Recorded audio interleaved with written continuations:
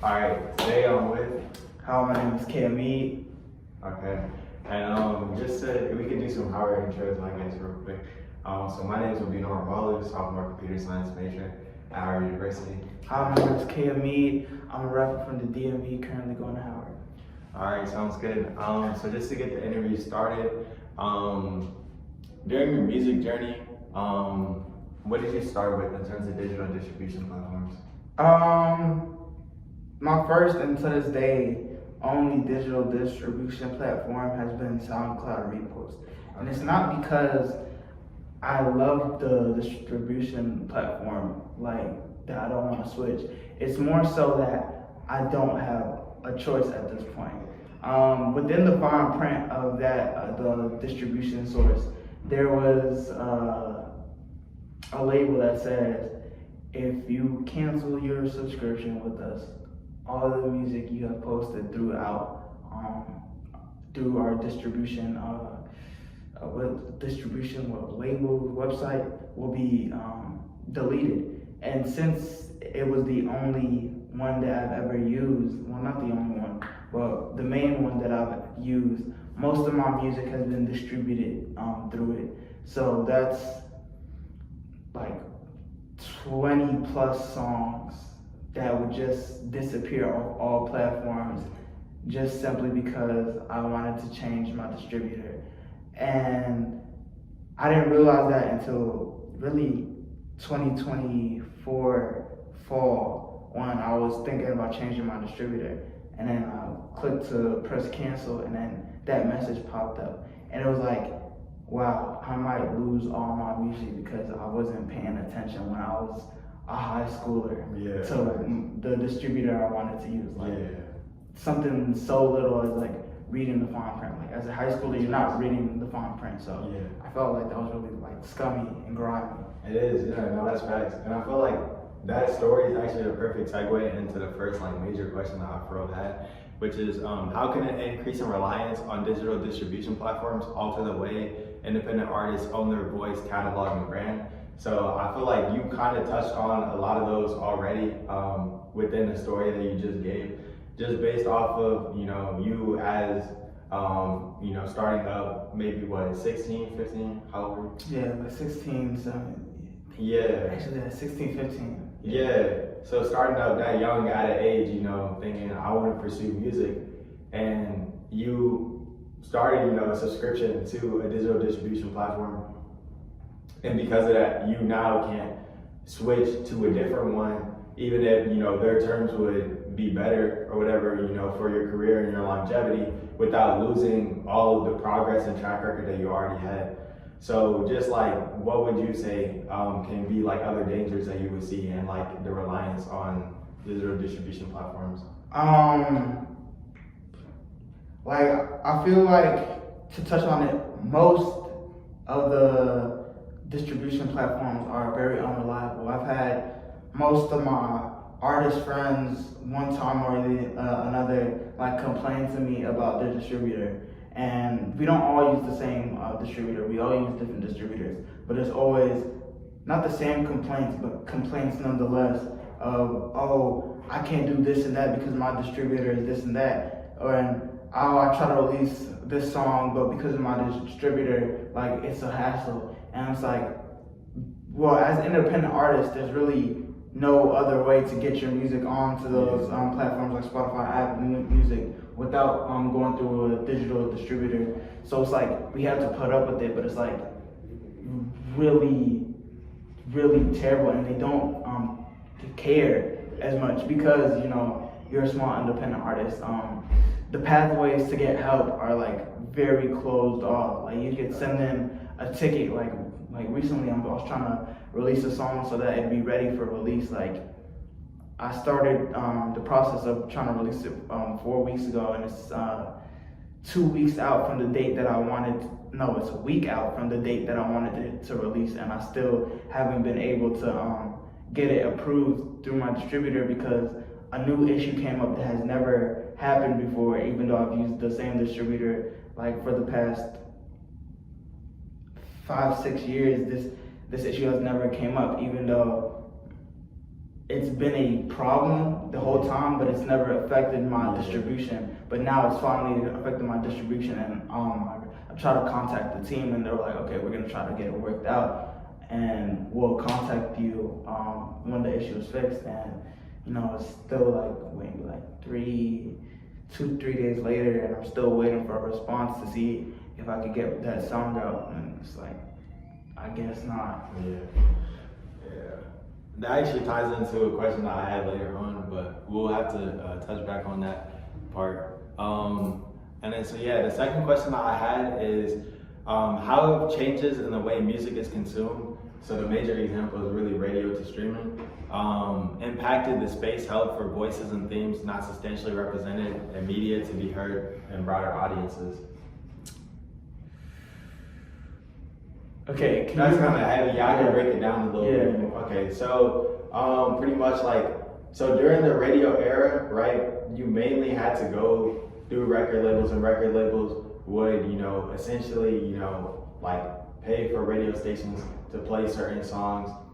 And only a certain type of song, really got radio play, we're being for real. It wasn't, unless you were buying a CD or you were super tapped into an artist where you were hearing either extremely vulnerable music, or you were hearing music that was touching on topics that aren't sellable. So touching on racial stress and that type of stuff. So how would you say the switch in the way that music is consumed has impacted that? I feel like it's done a lot of good and it's done a lot of bad. Not bad, but I'll break down what I mean by bad once I get to the good. So from being able to release your own music, more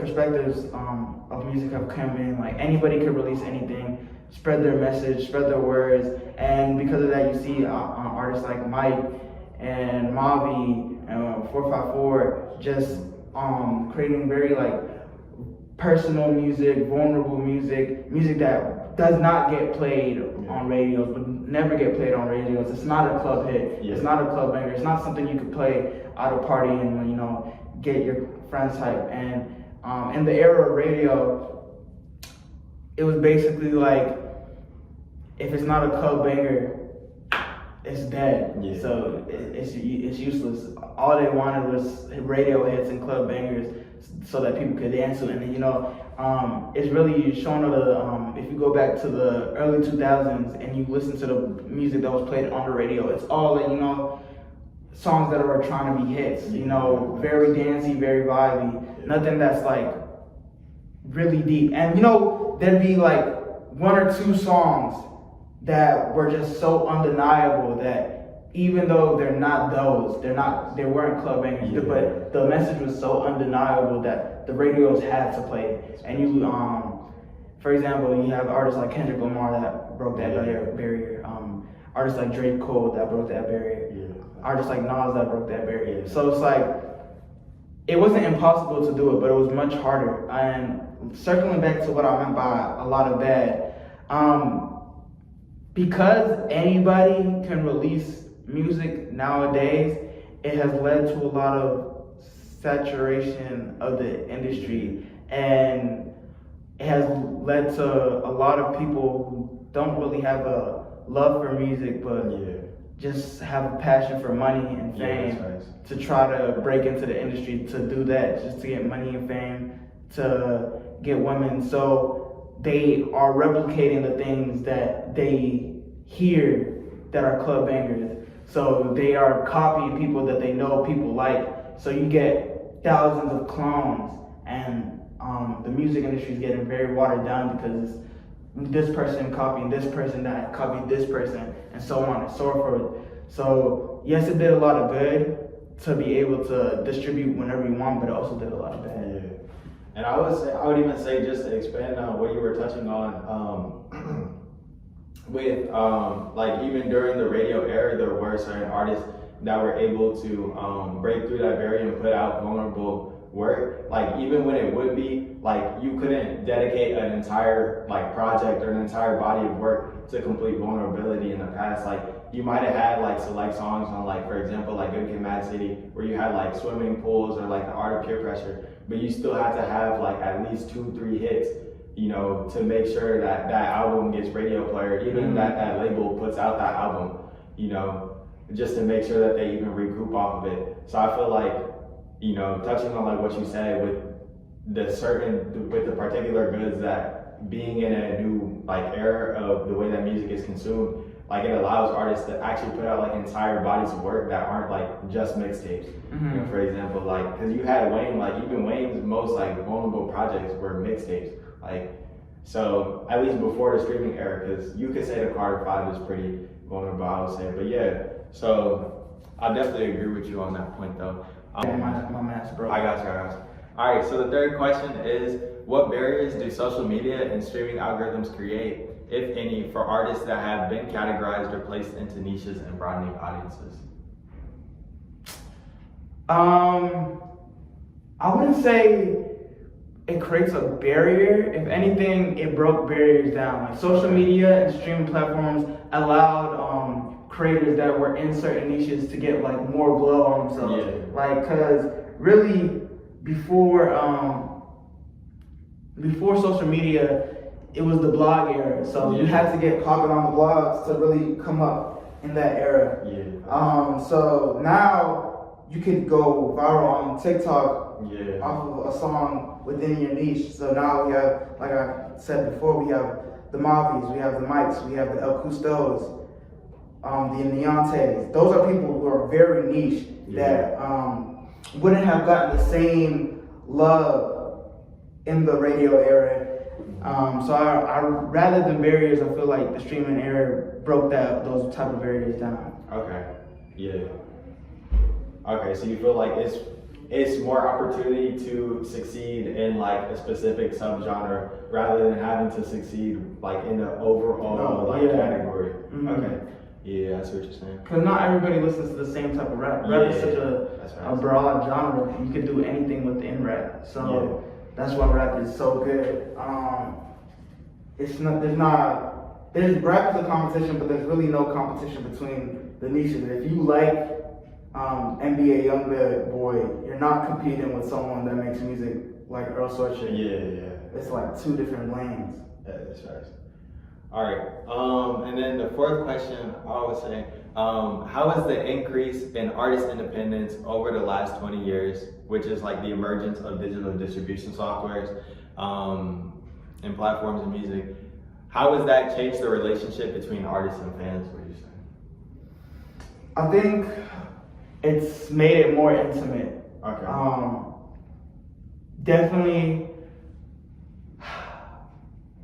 It's definitely made it more intimate because I'm trying to break down specifically how, because as an independent artist, you really have a dedicated following of fans that listen to your music. And if you are creating the vulnerable music that some of these creators are making, it's almost like you're giving your fans a little piece of you every time you drop a song. So because of that, and because of the different avenues of social media and vlogging and streaming that have just let people see more of the artist, people have a more intimate connection to the art and the artist. Yeah, I would agree with that. And then lastly, this one ties back into the first question that we were talking about earlier. What steps can independent artists take, especially those most historically vulnerable, so Black, women, queer, etc., if digital distribution platforms create bad faith terms of services or policies that alter the ownership or control artists have over their music and product? It's a great question. So there's been multiple examples of like artists taking back from these digital distribution platforms.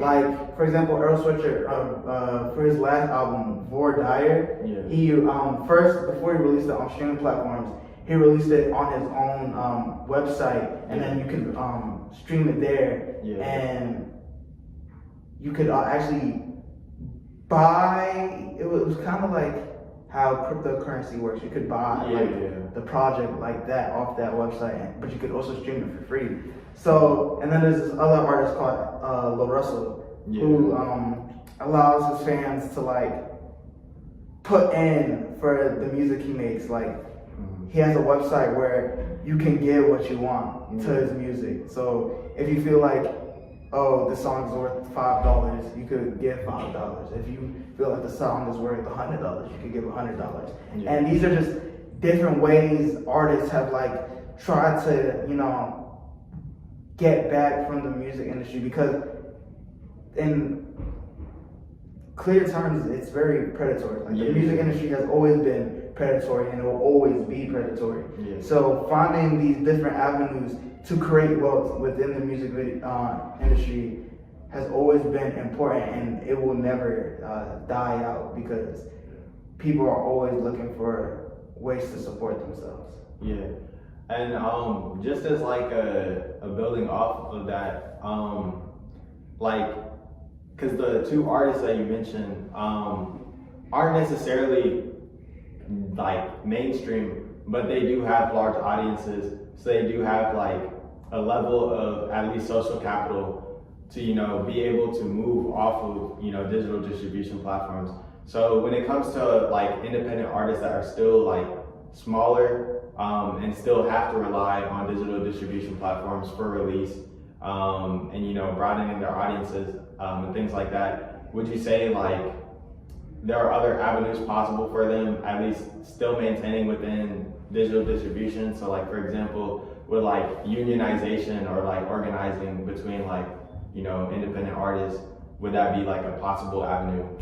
I don't know about the unionization of the independent artists, but there is ways for smaller independent artists to, you know, get back. Because one of the things that I talked about, even though I used Lil Russell as an example, I only used him as an example because he was more known, and like, at least to me. But there is a site specifically for what I talked about, where you can just give like smaller independent artists like money for their music, depending on how much you think it's worth. Like, the website I was describing, I used Lil Russell as an example, but it's literally just a website that exists for artists to post their music, and then people can buy it for whatever they think it's worth. So you can have an artist that has only like 2,000 listeners, but his listeners are like devoted fans, and they love him, so he posts his music on that site, and his fans, you know, they think, okay, I love this guy and I want to support him. I could put up whatever I want to support him, so I'm gonna give $20, and the next guy might be like, oh, I want to put up $5, and someone could be like, oh, I don't have any money right now, and that's still okay, because they still are able to listen to your music on that site for free. But it's the opportunity to still be able to give. But in terms of other ways smaller artists can like come together, I just feel like there's too broad of a pool of people that are in the space of independent artists. You have independent artists that do R&B, you have independent artists that do country, you have independent artists that do rap. So to get all these individual minds to agree on one thing is a very hard thing to do, because there's always a weak link, and weak links make the whole chain fall. So all right, so that's gonna wrap up the interview. Thank you for coming on. It was great to have you. Thank you so much. Beautifully, so thank you.